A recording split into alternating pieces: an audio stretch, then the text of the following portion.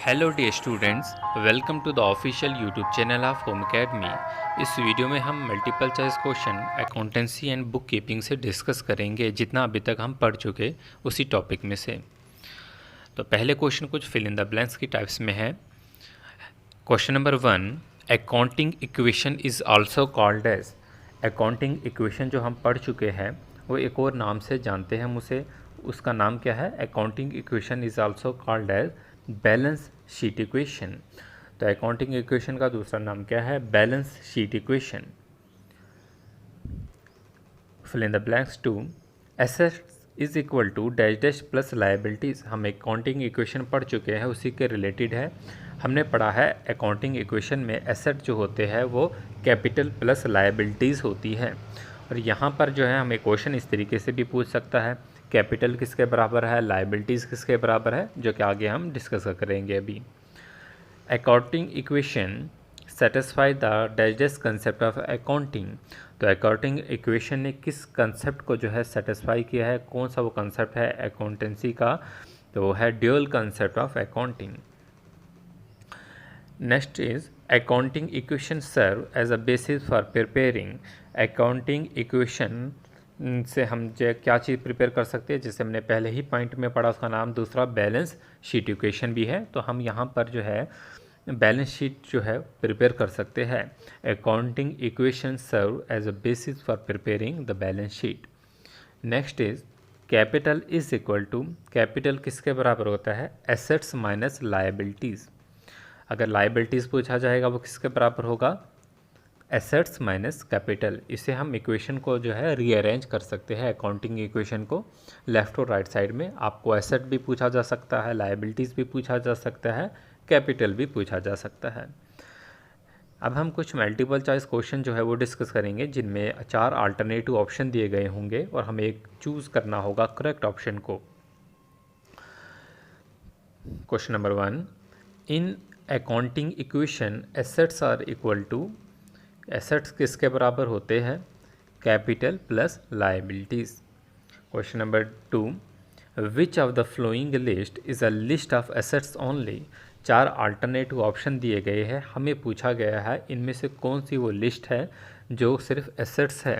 हम अपनी accounting terms जो है वो पढ़ चुके हैं, हमने उसमें एसेट्स भी पढ़ लिया, हमने लायबिलिटीज़ भी पढ़ ली, और जो जो अकाउंटिंग टर्म्स थी ऑलमोस्ट हम जो है वो डिस्कस कर चुके हैं। तो यहाँ पर जो है 4 ऑप्शन दिए गए हैं। आपका जो करेक्ट ऑप्शन है ऑप्शन डी है। Capital, prepaid expense and outstanding expenses are the list of assets only in the given options. Next question is which of the following list is a list of liabilities only। तो आपको जो है accounting term जो भी आप याद करेंगे उनकी एग्जाम्पल सारा कुछ आपको याद होना चाहिए। विच of the following is a list of liabilities only. तो यहाँ पर पूछा गया लायबिलिटीज़ की लिस्ट। 4 अल्टरनेटिव ऑप्शन दिए गए हैं, आपका जो करेक्ट ऑप्शन है वो ऑप्शन सी है। Creditors, loan, bank overdraft, bills payable are the list of liabilities only. Journal से related fill in the blanks. Journal is a book of account in which, accounts की book को journal कहा जाता है, और इसमें हम क्या करते हैं? In which all the transaction are recorded in the chronological order. जो भी ट्रांजैक्शन होती है उसे हम क्रोनोलॉजिकल ऑर्डर में जो है वो रिकॉर्ड रखते हैं।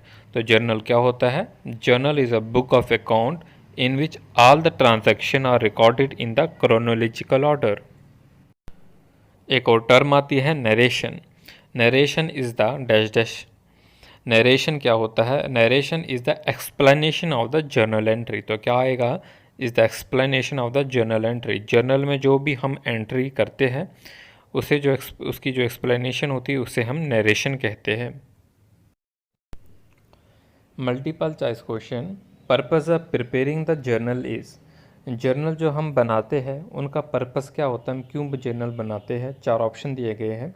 To provide date wise record of all the business transaction, to know the profit और loss of the business, to know the financial position of business, to ascertain cash availability on a particular. Main purpose journal बनाने का ही यही है, to provide date wise record of all the business transaction. जितनी भी business transaction होती है उनका डेट वाइज रिकॉर्ड बनाना होता है। यहाँ पर आप याद रख सकते हैं, journal is a book in which the transaction are recorded in chronological order date wise. Therefore, it will be practically difficult to record all the transaction in journal if the number of the transaction is large. अगर transaction का number large होगा तो बहुत difficult होता है तो उन्हें record में लाना उन सारी ट्रांजैक्शन को, इसलिए जो हम जर्नल है उन्हें हम फर्दर जो है इसे हम क्लासीफाई करते हैं, इसे हम डिवाइड करते हैं जर्नल्स में, जिसमें हमारे पास आते हैं सब्सिडरी बुक और स्पेशल पर्पस बुक, जो कि हम जब हम जर्नल का टॉपिक पढ़ेंगे उसमें हम यह सारी चीज़ें जो है अच्छे से पढ़ेंगे। तो हमारे पास स्पेशल जर्नल है, जर्नल प्रॉपर है, उसमें हमारे पास फर्दर टाइप्स आती है, कैश जर्नल कैश बुक होती है, गुड्स जर्नल होते हैं, इसमें simple cash book, bank column cash book होती है, पेटी कैश बुक होती है। Next question, compound journal entry is an entry which contains option 1 more than one debit, correct है, मोर देन वन डेबिट होता है। Option B contains more than one credit, ये भी correct है, more than one credit भी होता है। तो आपका जो करेक्ट ऑप्शन होगा ऑप्शन सी होगा, contains more than one debit और क्रेडिट और both. Compound journal entry is an entry which contains more than one debit और क्रेडिट और both. Next is journal is also known as, journal को क्या कहा जाता है? Books of the secondary entry, books of the primary entry, books of the primary and secondary entry और none of this. Journal is also known as book of the primary entry, क्योंकि हम इसमें primary transaction की जो है वो recording करते हैं डेट वाइज क्रोनोलॉजिकल ऑर्डर में। Next question is journal can be classified as, journal को जो है हम क्लासीफाई करते हैं, कैसे करते हैं? Special journal, option B journal proper, option C special journal and journal proper, option D none of this. Correct option जो है आपका वो ऑप्शन सी है, special journal and journal proper. Next question is narration of journal entry is written in the column of, जो भी journal की entry की जाती है वो जो नरेशन होती है, एक्सप्लेनेशन, तो उसे किस कॉलम में लिखते हैं? उसे हम लिखते हैं पार्टिकुलर्स के कॉलम में। तो करेक्ट ऑप्शन होगा आपका पार्टिकुलर्स। तो ये कुछ बेसिक से क्वेश्चन थे। तो आगे हम जो है कंप्लीट जो है एक एक टॉपिक को जो है एक्सप्लेनेशन से जो है पढ़ेंगे और टॉपिक वाइज क्वेश्चन करेंगे। सपोज एक टॉपिक पढ़ लिया, उसी के नीचे उसी के मल्टीपल चॉइस क्वेश्चन जो है वो पढ़ेंगे। Thanks for watching. अगर वीडियो अच्छी लगी अपने दोस्तों के साथ जो है वो शेयर कीजिए। इनकी PDF के लिए जो है हमारे ब्लॉग पे विज़िट कीजिए www.homeacademyblog.blogspot.com। Thanks for watching.